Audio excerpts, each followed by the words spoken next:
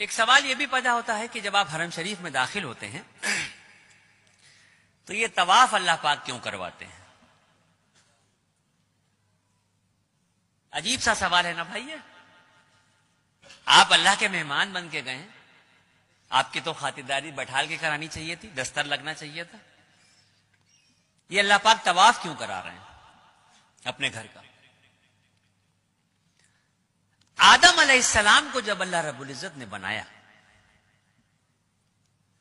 فرشتوں کو جب یہ حکم دیا کہ آدم کو سجدہ کرو، اللہ رب العزت نے آدم علیہ السلام کا اور فرشتوں کا ذہنی اعتبار سے مقابلہ کروایا، اور اس ذہنی اعتبار کے مقابلے میں آدم علیہ السلام کی جیت ہوئی، اور فرشتوں نے 7ویں آسمان پہ بیت المعمور کے نام سے اللہ کا ایک گھر ہے اس کا طواف کیا.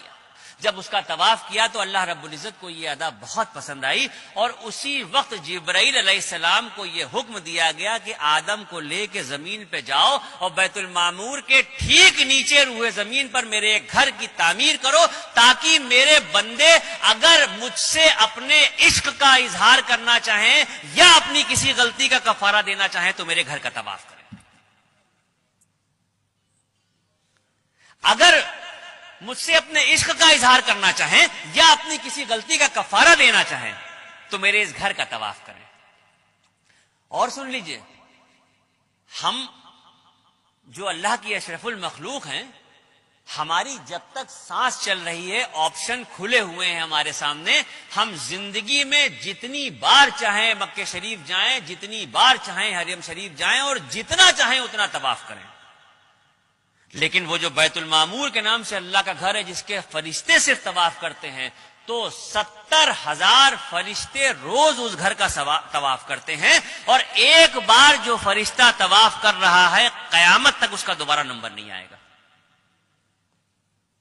اتنے فرشتے ہیں، اس درجہ طواف ہو رہا ہے کہ ایک بار جو طواف ہو رہا ہے وہ دوبارہ نہیں آئے گا.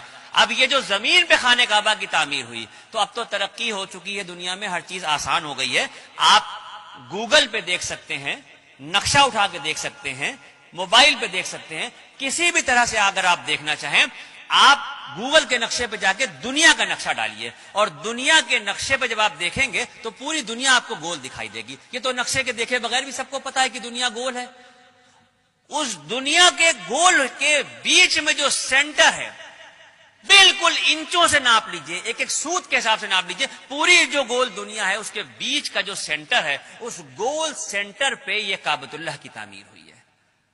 اب یہاں پر بات ختم نہیں ہوتی، یہ تو بات سمجھ میں آ گئی کہ دنیا گول ہے، اور دنیا گول ہے تو اس کے بیچ میں خانہ کعبہ ہے. یہ بات یہاں پہ ختم نہیں ہوتی. اگر سائنس یہ کہتی ہے، میں نہیں کہہ رہا ہوں، اگر سائنس یہ کہتی ہے کہ دنیا گول ہے اور گھوم رہی ہے، تو پھر میرا ایمان یہ کہتا ہے کہ مذہب و ملت کی پرواہ کیے بغیر اس دنیا کا ہر شخص کعبۃ اللہ کا طواف کر رہا ہے. اگر سائنس یہ کہہ رہی ہے کہ دنیا گول ہے اور گھوم رہی ہے، تو پھر میرا ایمان یہ کہتا ہے کہ اس دنیا پہ مذہب و ملت کی پرواہ کیے بغیر کسی بھی مذہب کا شخص ہو، ہر شخص جانے میں یا انجانے میں کعبۃ اللہ کا طواف کر رہا ہے.